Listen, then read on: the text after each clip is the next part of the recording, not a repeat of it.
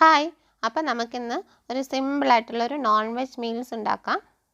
ഇവിടെ ഞാൻ ഉണ്ടാക്കിയിരിക്കുന്നത് പ്രോൺസ് മസാല റോസ്റ്റ്, പാവയ്ക്കയും ക്യാരറ്റും കൂടെ ഉള്ള ഒരു തോരൻ, പിന്നെ കോവയ്ക്ക മെഴുക്ക് പുരട്ടിയാണ്. ഇവിടെ ഞാൻ ആദ്യം കാണിക്കുന്നത് കോവയ്ക്ക മെഴുക്ക് പുരട്ടിയാണ്. അപ്പോൾ അതിനായിട്ട് നമുക്കൊരു പാൻ വയ്ക്കാം. അത് ചൂടായി കഴിയുമ്പോൾ നമ്മൾ തിന്നായിട്ട് അരിഞ്ഞു വെച്ചിരിക്കുന്ന കോവയ്ക്കയും ഉപ്പും പിന്നെ ശകലം മഞ്ഞൾപ്പൊടിയും കൂടി ഇട്ട് നന്നായിട്ടൊന്ന് ഇളക്കാം. അതിനുശേഷം കുറച്ച് വെള്ളം ഒഴിച്ച് അടച്ച് വെച്ച് വേവിച്ചെടുക്കാം.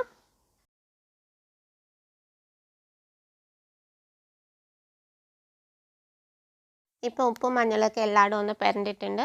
അപ്പോൾ നമുക്ക് ശകലം വെള്ളം ഒഴിച്ച് കൊടുത്തിട്ട് വീണ്ടും ഒന്നുകൂടി ഇളക്കാം. ഞാനിവിടെ സിമ്മിൽ വെച്ചാണ് വേവിക്കുന്നത്, അതുകൊണ്ടാണ് കുറച്ച് വെള്ളം മാത്രം ഉപയോഗിക്കുന്നത്. ഇനി അടച്ച് വെച്ച് വേവിച്ചെടുക്കാം. ഇടയ്ക്കൊന്ന് തുറന്ന് നോക്കണം, ഒന്ന് ഇളക്കി കൊടുക്കുകയും വേണം. എന്നിട്ട് നമുക്ക് വീണ്ടും അടച്ച് വെച്ച് ഇത് നന്നായി വേവുന്നവരെ കുക്ക് ചെയ്യാം.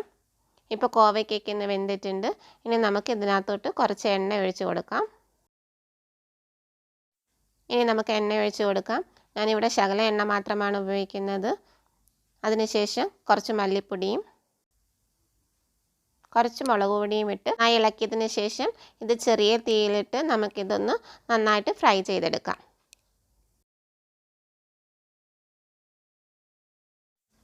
ഇപ്പോൾ കോവയ്ക്കൊക്കെ ഒന്ന് നന്നായി ഫ്രൈ ആയിട്ടുണ്ട്. ഇനി നമുക്ക് ഗ്യാസ് ഓഫ് ചെയ്തിട്ട് ഇതൊരു സെർവിങ് ബൗളിലേക്ക് മാറ്റാം. ഇനി അടുത്തത് നമുക്ക് പാവയ്ക്കയും ക്യാരറ്റും കൂടിയുള്ള ഒരു തോരൻ ഉണ്ടാക്കാം. അതിനായിട്ട് പാൻ വെച്ച് പാൻ ചൂടായി കഴിയുമ്പോൾ എണ്ണ ഒഴിക്കുക. എണ്ണ ചൂടായി കഴിയുമ്പോൾ കടുക് പൊട്ടിക്കുക. പിന്നെ കുറച്ച് കറിവേപ്പിലയും കുറച്ച് ഗാർലിക്കും കൂടി ഇട്ടതിന് ശേഷം നമുക്ക് ചെറുതായി അരിഞ്ഞു വെച്ചിരിക്കുന്ന പാവയ്ക്ക ഇടാം. ഇനി നമുക്ക് പൊടിയായി അരിഞ്ഞു വെച്ചിരിക്കുന്ന ക്യാരറ്റ് ഇടാം.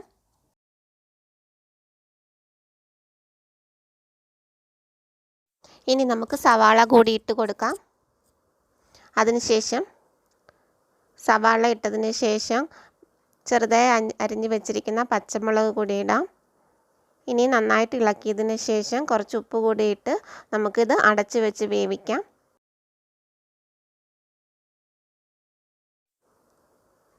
ആവശ്യത്തിനുള്ള ഉപ്പ്. ഇനി ഇത് നന്നായിട്ട് ഇളക്കിയതിന് ശേഷം അടച്ച് വെച്ച് ചെറിയ തീയിലിട്ട് നമുക്കിത് വേവിച്ചെടുക്കാം. ഇവിടെ ഞാൻ വെള്ളമൊന്നും ഒഴിക്കുന്നില്ല. ഈ പാവയ്ക്കയിലുള്ള വെള്ളം മതിയാകും ഇത് കുക്കായി വരാൻ. ചെറിയ തീയിലിട്ടാണ് വേവിക്കുന്നത്. പാവയ്ക്കയൊക്കെ വെന്തിട്ടുണ്ട്. ഇനി കുറച്ച് നേരം ഇളക്കി കൊടുക്കുക, അതിലുള്ള വെള്ളമൊക്കെ ഒന്ന് തോരാൻ വേണ്ടിയിട്ട്. അതിനുശേഷം ഒരു 2 ടേബിൾ സ്പൂൺ തേങ്ങയിട്ട് നന്നായി യോജിപ്പിച്ചെടുക്കാം. ഇങ്ങനെ ചെറിയ തീയിലിട്ട് 1 മിനിറ്റ് ഇളക്കിയതിന് ശേഷം നമുക്ക് സ്വിച്ച് ഓഫ് ചെയ്യാം. വേണമെങ്കിൽ കുറച്ച് പച്ച വെളിച്ചെണ്ണ അവസാനം ഒഴിച്ചു കൊടുക്കാം. ഞാൻ ആദ്യം കടുക് വറുത്തത് കൊണ്ടാണ് അവസാനം വെളിച്ചെണ്ണ ഒഴിക്കാത്തത്. ഇനി നമുക്ക് പ്രോൺസ് മസാല റോസ്റ്റ് ഉണ്ടാക്കാം. അതിനാവശ്യമായിട്ടുള്ള സാധനങ്ങൾ: ചെറുതായിട്ട് അരിഞ്ഞ വെളുത്തുള്ളി, പിന്നെ ഇഞ്ചി, ശകലം ഉപ്പ്, പിന്നെ കുറച്ച് ആവശ്യത്തിനുള്ള എണ്ണ. അതിനുശേഷം മസാലപ്പൊടികൾ എന്തൊക്കെയെന്ന് നോക്കാം. മഞ്ഞൾപ്പൊടി, കുരുമുളക് പൊടി, മുളക് പൊടി, മല്ലിപ്പൊടി, ഗരം മസാലപ്പൊടി, പിന്നെ ലീല ചെറുതായിട്ട് അരിഞ്ഞത്. ഇനി ഇതിൻ്റെ മസാല ഉണ്ടാക്കുന്നതിന് ആവശ്യമായിട്ടുള്ളത് എന്തൊക്കെയെന്ന് നോക്കാം. ചെറുതായിട്ട് അരിഞ്ഞു വെച്ചിരിക്കുന്ന സവാള, തക്കാളി, ചെയ്ത് വെച്ചിരിക്കുന്ന പ്രോൺസ്, പിന്നെ കറിവേപ്പിലയും പച്ചമുളകും എനിക്ക് ആവശ്യമായിട്ടുള്ളത്. ഞാനിവിടെ എടുത്തിരിക്കുന്നത് മൺചട്ടിയാണ്. ചട്ടി ചൂടായി കഴിയുമ്പോൾ നമുക്ക് ആവശ്യത്തിനുള്ള എണ്ണ ഒഴിച്ച് കൊടുക്കാം. അതിനുശേഷം പെരുംജീരകം ഇട്ട് ഒന്ന് ചെറുതായിട്ടൊന്ന് വറുക്കാം. സെക്കൻഡ് കഴിയുമ്പോൾ കറിവേപ്പില ഇട്ട് കൊടുക്കാം. എൻ്റെ കയ്യിൽ കുറച്ച് കറിവേപ്പില മാത്രമേ ഉണ്ടായിരുന്നുള്ളൂ. അതിനുശേഷം നമ്മൾ ചെറുതായി അരിഞ്ഞു വെച്ചിരിക്കുന്ന വെളുത്തുള്ളി ഇട്ട് കൊടുക്കാം. നിങ്ങൾ വെളുത്തുള്ളി പേസ്റ്റാണ് ഇടുന്നതെങ്കിൽ ഉള്ളിയൊക്കെ വഴണ്ടതിന് ശേഷം ഇട്ട് കൊടുക്കാം. ഇനി പച്ചമുളകും ചെറുതായി കൊത്തി അരിഞ്ഞു വെച്ചിരിക്കുന്ന ഇഞ്ചിയും കൂടി ഇട്ട് നന്നായിട്ട് നമുക്ക് മൂപ്പിച്ചെടുക്കാം. ഇത് ഏകദേശം ഒന്ന് മൂത്ത് വരുമ്പോൾ നമുക്ക് മഞ്ഞൾപ്പൊടി കൂടി ഇട്ട് നന്നായിട്ടൊന്ന് മൂപ്പിച്ചെടുക്കാം. മഞ്ഞൾപ്പൊടിയുടെ പച്ചമണമൊക്കെ മാറുന്നത് വരെ മൂക്കണം. അതിനുശേഷം നമ്മൾ ചെറുതായി അരിഞ്ഞു വെച്ചിരിക്കുന്ന സവാള കൂടി ഇട്ട് നന്നായിട്ട് വഴറ്റിയെടുക്കാം.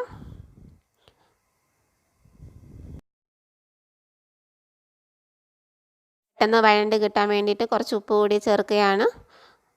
ഇനി നന്നായി ഇളക്കിയതിന് ശേഷം ഉള്ളി നന്നായിട്ടൊരു ബ്രൗൺ കളർ ആവുന്നത് വരെ നമുക്ക് വഴറ്റിയെടുക്കാം. ഇപ്പോൾ ഉള്ളിയൊക്കെ ഒന്ന് നന്നായി ബ്രൗൺ ആയിട്ടുണ്ട്. ഇനി നമുക്ക് എടുത്തു വെച്ചിരിക്കുന്ന മസാലപ്പൊടികളൊക്കെ ഒന്ന് ഇടാം. ആദ്യം നമുക്ക് മല്ലിപ്പൊടി ഇടാം. മല്ലിപ്പൊടി ഒന്ന് നന്നായി മൂത്തതിന് ശേഷം മാത്രം നമുക്ക് മുളക് പൊടി ഇടാം. ഇനി മുളക് പൊടി ഇടാം. ഇത് ഒന്ന് പച്ചമണം മാറുന്നത് വരെ മൂക്കണം. അതിനുശേഷം ഗരം മസാല ഇട്ട് നന്നായിട്ട് ഇളക്കുക. പിന്നെ തക്കാളി കൂടി ഇട്ട് നന്നായിട്ട് ഇളക്കണം. ഇനി നമുക്ക് കുറച്ചകലം വെള്ളം കൂടി ചേർത്ത് നന്നായിട്ട് ഇളക്കാം. അപ്പോൾ നമ്മുടെ മസാലയൊന്നും കരിയുകയുമില്ല, ചട്ടിയുടെ അടിക്ക് പിടിക്കുകയുമില്ല. കുറച്ചും കൂടി വെള്ളം ഒഴിച്ചിട്ട് നന്നായിട്ട് ഇളക്കിയിട്ട് നമുക്കിനി ഇത് അടച്ച് വെച്ച് ഈ തക്കാളിയൊക്കെ ഒന്ന് വേവുന്നത് വരെ വേവിക്കാം. ഈ സമയം കൊണ്ട് നമുക്ക് കുറച്ച് കാഷ്യൂ ഒന്ന് കുതിർത്ത് വയ്ക്കാം. ഞാനിവിടെ ഇത്രയും കാഷ്യൂ ആണ് എടുത്തിരിക്കുന്നത്. അതിലോട്ട് ഞാൻ കുറച്ച് ചൂടുവെള്ളം ഒഴിച്ച് ഒന്ന് കുതിർത്ത് വെച്ചതിന് ശേഷം മിക്സിയിലിട്ട് നന്നായി അടിച്ചെടുക്കുകയാണ്. ഇത് നമുക്ക് മാറ്റി വയ്ക്കാം. തക്കാളി ഉള്ളിലേക്ക് ഒരു പകുതി മുക്കാൽ വേവായി കഴിയുമ്പോൾ നമുക്ക് കഴുകി വെച്ചിരിക്കുന്ന പ്രോൺസ് കൂടി ചേർത്ത് വേവിച്ചെടുക്കാം. നന്നായി ഇളക്കിയതിന് ശേഷം മാത്രം വെള്ളം ഒഴിച്ച് അടച്ച് വെച്ച് വേവിക്കാം. ഈ സമയത്ത് ഉപ്പ് ആവശ്യമെങ്കിൽ ഉപ്പ് കൂടി ആഡ് ചെയ്ത് ആവശ്യത്തിനുള്ള വെള്ളം കൂടി ഒഴിച്ചിട്ട് അടച്ച് വെച്ച് വേവിച്ചെടുക്കാം. ഇതിന് ഒരുപാട് വേവൊന്നുമില്ല, ഒരു 6-7 മിനിറ്റ് മതിയാവും പ്രോൺസൊക്കെ ഒന്ന് വെന്ത് കിട്ടാൻ വേണ്ടിയിട്ട്. ഇപ്പോൾ ഇത് നന്നായിട്ട് തിളച്ചിട്ടുണ്ട്. നമുക്ക് കുരുമുളക് കൂടി ചേർത്ത് നന്നായിട്ട് ഇളക്കാം. ഈ സമയത്ത് ചേർക്കുമ്പോൾ നമുക്ക് കുരുമുളകിൻ്റെ നല്ലൊരു ഫ്ലേവറൊക്കെ കിട്ടും. ഇനി കുറച്ച് നേരം ഒന്ന് തിളപ്പിച്ച് ഈ വെള്ളമൊക്കെ ഒന്ന് പറ്റിച്ചെടുക്കാം. ആവശ്യത്തിനുള്ള വെള്ളം പറ്റിക്കഴിയുമ്പോൾ നമുക്ക് അരച്ച് വെച്ചിരിക്കുന്ന കാഷ്യൂ പേസ്റ്റ് കൂടി ചേർത്ത് മിക്സ് ചെയ്യാം. ഒന്ന് തിള വന്നു കഴിയുമ്പോൾ നമ്മൾ അരിഞ്ഞു വെച്ചിരിക്കുന്ന മല്ലിയില കൂടി ഇടാം.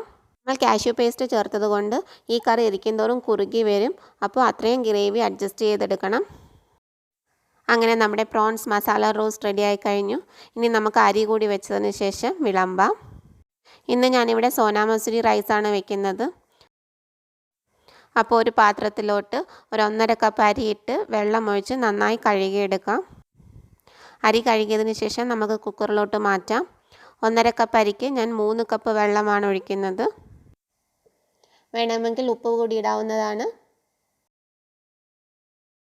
3 കപ്പ് വെള്ളം ഒഴിച്ചതിന് ശേഷം കുക്കർ അടച്ചിട്ട് നമുക്കിത് കുക്ക് ചെയ്തെടുക്കാം. 2 വിസിൽ മതിയാവും ഈ അരി വെന്ത് വരാൻ. ഇപ്പോൾ കുക്കറിലെ ആവിയൊക്കെ പോയിട്ടുണ്ട്. ഇനി തുറന്ന് നോക്കാം. അപ്പോൾ അരിയൊക്കെ നന്നായി വെന്തിട്ടുണ്ട്. അരി അങ്ങനെ ഒട്ടിയിട്ടൊന്നുമില്ല. അപ്പോൾ ഇനി നമുക്ക് വിളമ്പാം.